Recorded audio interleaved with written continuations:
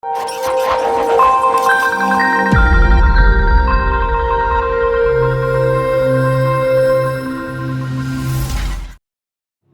folks, welcome back to BATTLEMODE. This is Battle Mode, and this is episode 2 of my Let's Play.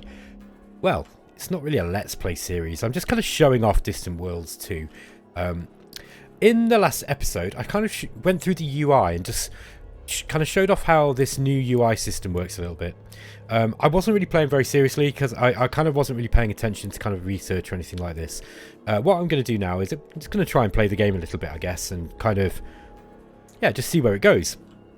So far, our Mortalen Empire, which we've called the Explomination, has started spreading out, and we're sending out exploration ships to check what's on all of these planets, right? Because all of these planets are going to have different resources that we need.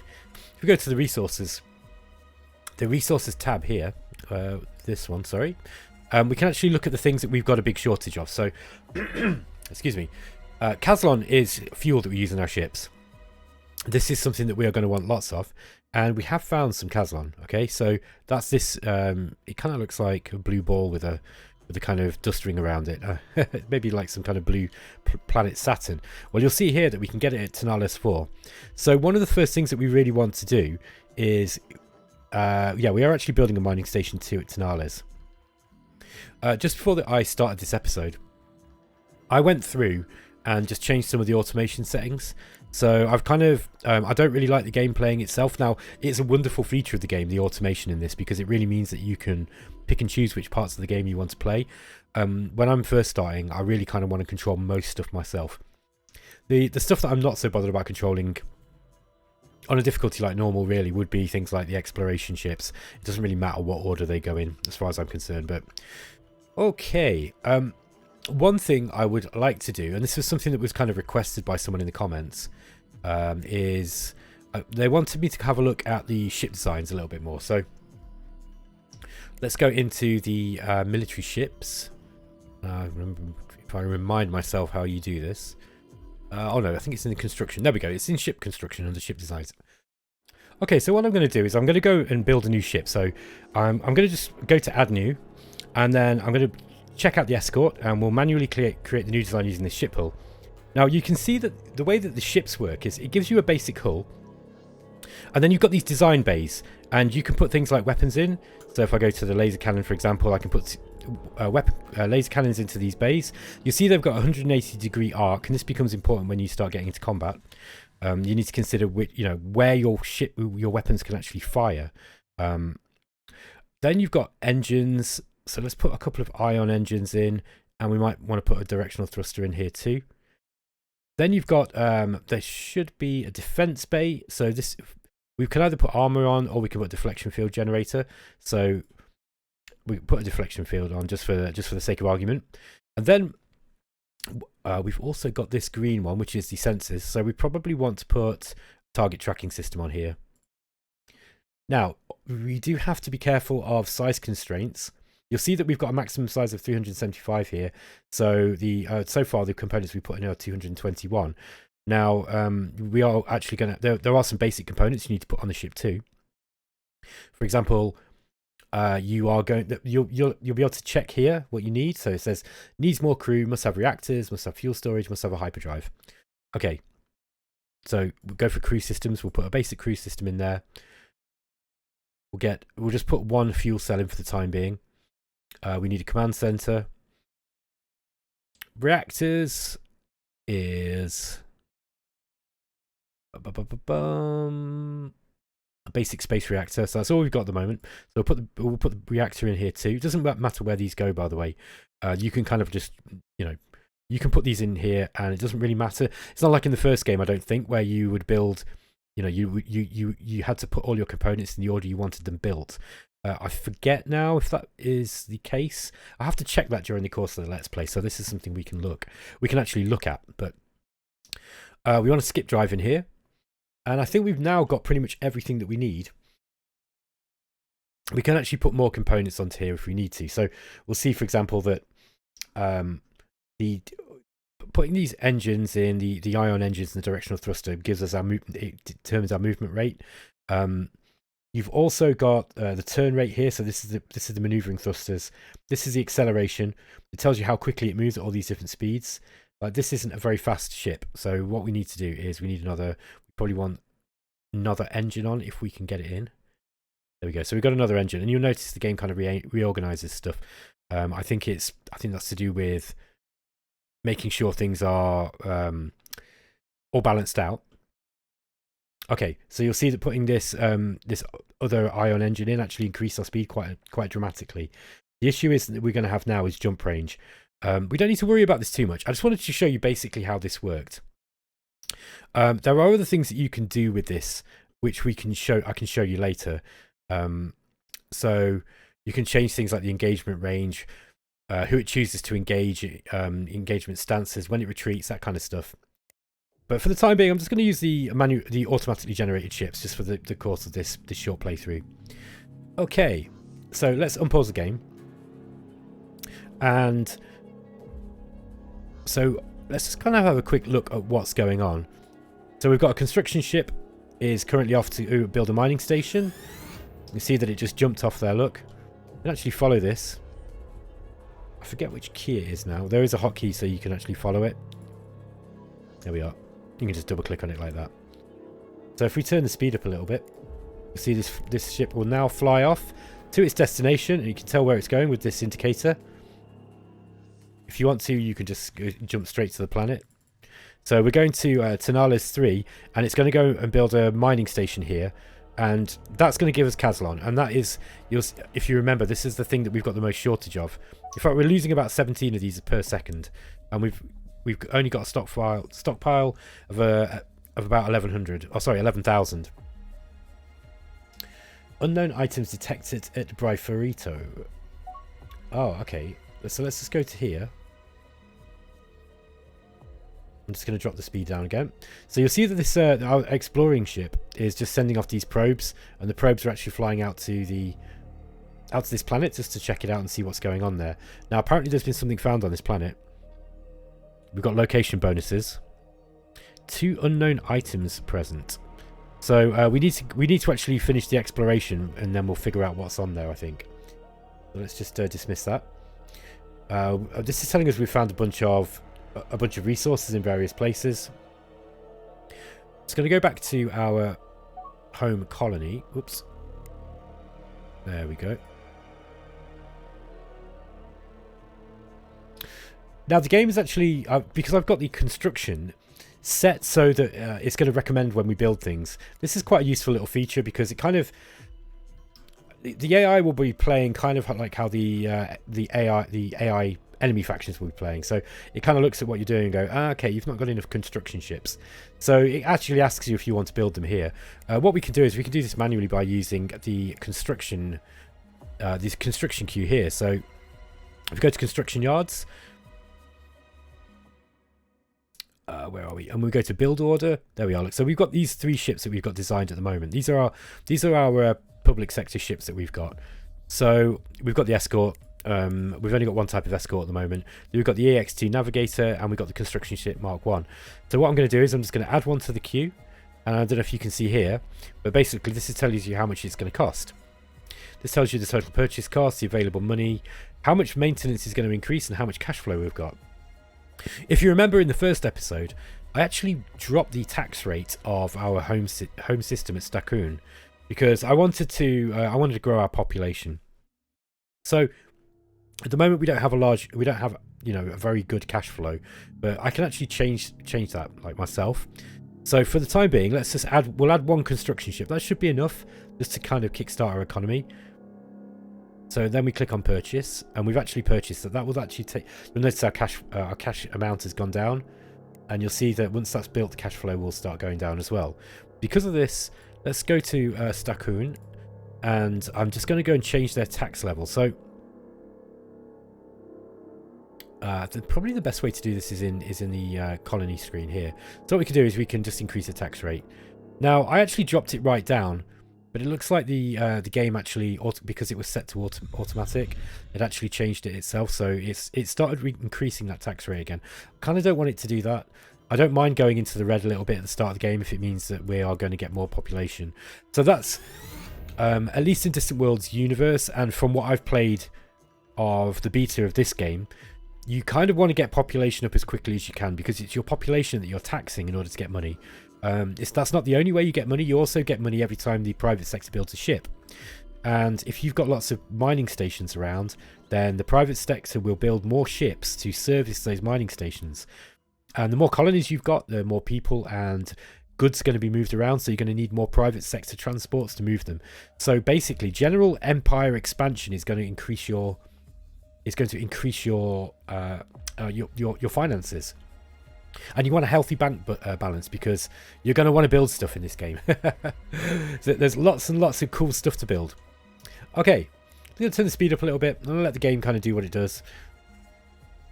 You'll notice that I've turned on an indicator here, and this little kind of like yellow sort of clock icon. This is telling you how what percentage. I don't know if it's the percentage, but this is an indicator to tell you whether there's stuff to be found with your exploration ships here. So you can often just kind of zoom out, and then you'll be able to see an indicator. Okay, well, there's still stuff to explore in this sector. A new construction ship is completed, so let's go to show me. We'll actually be able to watch this ship flying out. Look, so as you see, it just came out of the docking bay here, and this is the Stout Evasion construction ship, and it's because I've got it automated, it's automatically decided it's going to go and build a mining station at Tonellas 2, which is absolutely fine with me. We want to get as many mining stations up at the start of the game as we can.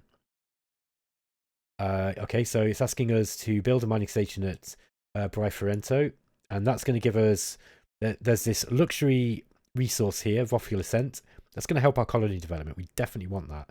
It's also going to give us carbonite, polymer, and emeros crystal. All of these things are going to be useful in different components of our ships.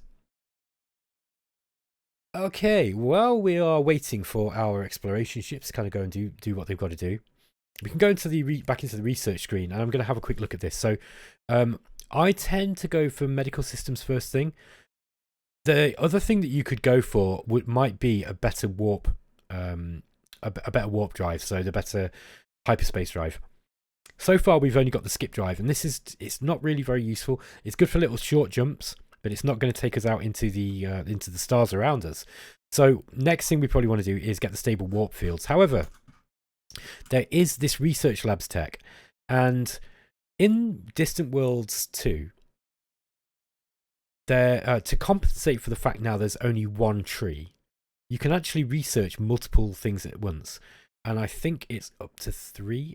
I forget now exactly quite how many you can have, but you can have concurrent research essentially, and you can choose how many things you want to research at once. So if you actually go here, look, you can see maximum concurrent projects. Looks like you can put it up to 6 actually. However, you won't be able to build to have all 3 projects or all 6. Or even any more than 1 until you've actually built more than 1 research station. So you are limited at the start to your research, right? So we've got this research facility here, and we've got Stakun Spaceport, which is also I think that counts. So we might be able to get 2 concurrent ones. Let's just double check this. It's saying queued system. Yeah, I think we are doing this in order. Let me just double check this. Oops. I wonder if there's anything that we've got unlocked I don't have to pay for. Okay, we're definitely going to want space construction, so let's just pay for that. And sorry guys, I'm doing a bit of experimentation here because I've forgotten quite how this bit works. There's actually no manual for this game yet. It's they're working on the manual right now. So, or I assume it's not. At least it's not been released to. It's not been released to us for review. So I'm kind of having to fly by the seat of my pants a little bit here. Okay, so yeah, this is actually queued. When you've actually got concurrent research projects, it will actually. Yeah, you can queue up to 1 current research. Concurrent project. You can research up to 1 concurrent project. Research progress will be split evenly across all concurrent projects. Build more research stations to increase the maximum number of concurrent research projects. You can also set up a limit on concurrent research projects in the Empire policy screen. Okay, so that's what I was talking about here. You can set the concurrent projects, but we actually need to get more research stations. How would one do that? Okay. There are ways of finding research locations. Now, I forget exactly which one of these it is. These are mining locations. I think it might be... Yeah, okay, so here, new research locations. What will happen is, if you click on this, if you've actually found any areas that are specific map-based research locations, which give you a specific bonus to a certain kind of research, they will flash up on the map, and then you can like go and colonize them, or well, you can actually go and build a research station using one of your construction ships. Okay, so let's just speed the time on a little bit. Okay, so I'm going to unpause and just make sure, put the time up a little bit. And we're just going to watch our ships going in, and you know, finish off the exploration. We're going to be building some mining stations, building our economy up.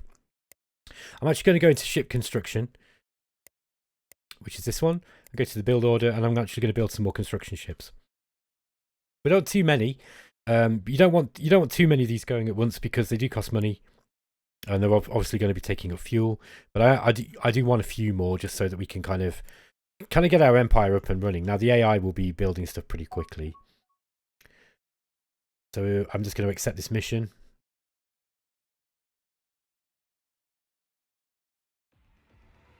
Okay, so if you see this here, this is a mining station that we've built. So the mining station actually goes in, it sends off ships to the... This is just paused. It's going to send ships over to the planet, and they're going to bring the resources back. The mining station will then keep the resources there until they're picked up when they're needed, or by a trading ship, right? So you'll get these civilian trading ships. If we go back to our main colony, you'll see that we've got these light freighters, and these light freighters are being built specifically for this job. Now, you don't need mining stations on these planets. The mining ships themselves will go and mine, but mining stations just mean you get a more steady... You're actually going to get a much more regular flow of whatever resource it is. In this case, it's going to be Kazlan. Now, we've actually got pirates have just turned up. So we've encountered a new pirate faction in the Tenalis system, the Tikan Authority. So these little rat guys have turned up, and they're basically blackmailing us. They've come for their baksheesh. So they're predominantly composed of Tikans. They're naturally very hostile. They're unlikely to be useful allies. They're wary of us, and initial communications suggest they've been fairly neutral. I think this is like an indicator to tell you what your initial kind of relationship modifier is going to be. Now, straight away, I'm just going to click on dismiss. They're asking us for a protection agreement, basically. It'd be a shame if any of your ships or bases suffered harm. For the small monthly fee of 125 credits, we can ensure that our trigger-happy ship captains avoid damaging your vessels. So, do you want to accept or reject? Well, I'm going to accept it. Excellent. We look forward to your monthly payments. Now, what this has done is we are basically paying them every month, but if we don't, they're going to start attacking us, and that's really dangerous in this game. I mean, it can be actually quite game ending on the high difficulty settings if you've got pirates, because what happens is they've got better ships than you at the start. So, and they play hit and run. So what will happen is, let's say you've got an essential Kazlan mine here, like this mining station. What they'll do is they'll just jump in here. They'll attack the mine. They'll raid it. They'll steal all the Kazlan. They'll destroy any ships in the area and just make themselves a real nuisance. And so you're having to spend money to build ships again in order to go and and then rebuild your mine. Sometimes they'll just capture the mine. Sometimes they'll capture ships off you. They can, if they get really aggressive, then they can start landing. They can land boarding ships on and take your planet. So you just got to, you basically got to keep the pirates sweet at the beginning of the game. It's just something that you've got to do. It's a hoop that you've got to jump through. Obviously, if you've somehow got yourself a decent fleet, you can try and fight them off. And I found actually that in Distant Worlds 2, it's kind of easier. The pirates seem a little bit easier to deal with. Now, I don't know if that's because they are generally easier to deal with, or whether it's just my experience with dealing with them now is better.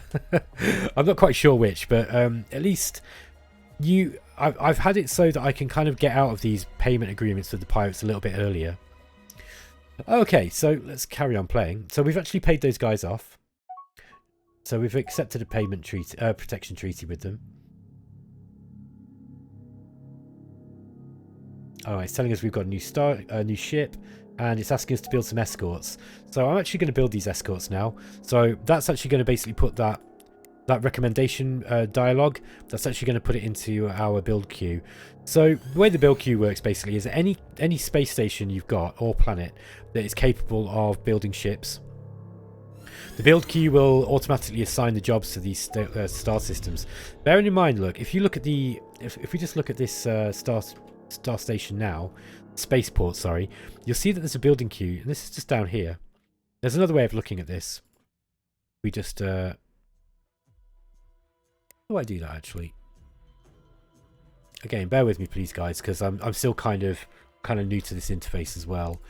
I've been playing it for a while, but I've not played it for a month or so.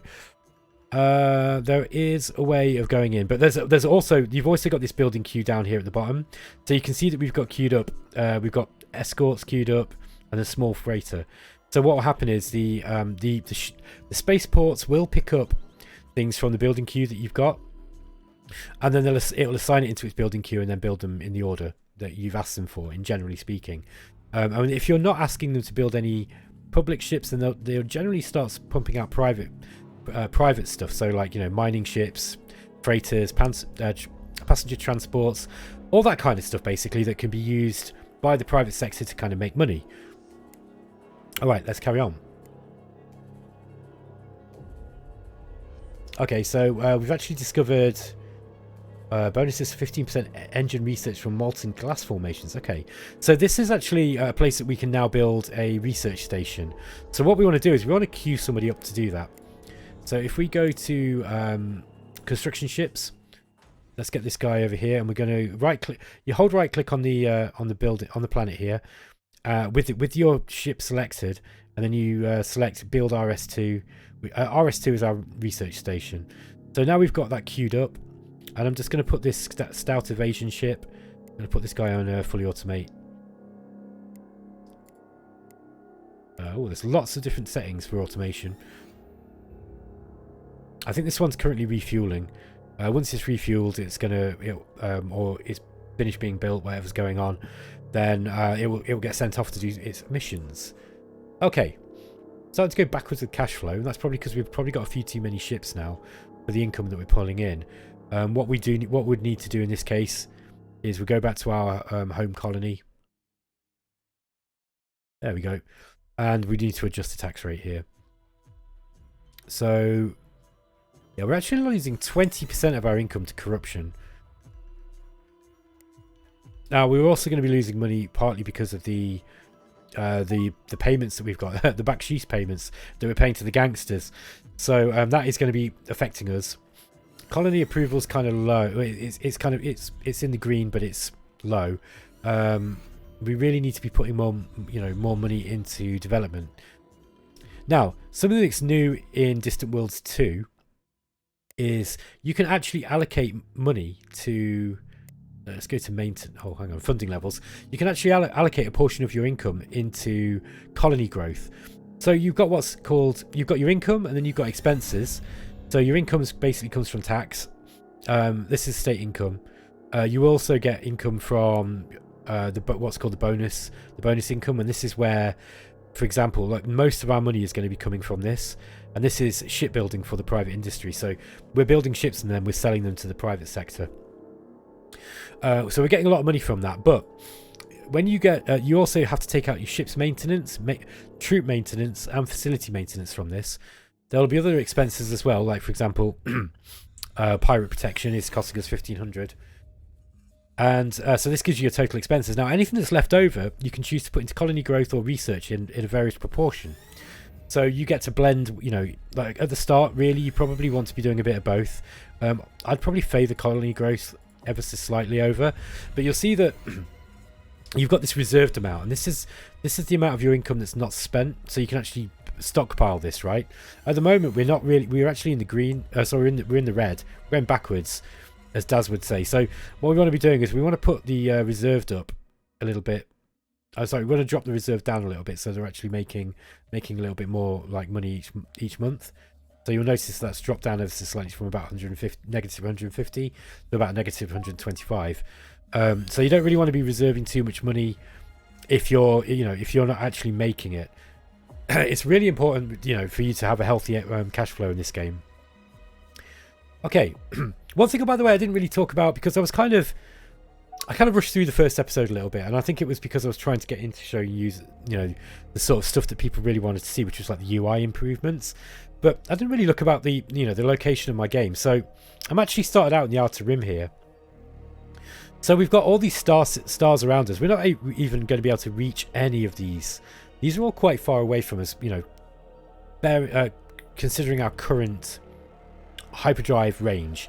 But look, you'll see this is like a medium-sized map, and there's a lot of stars in this.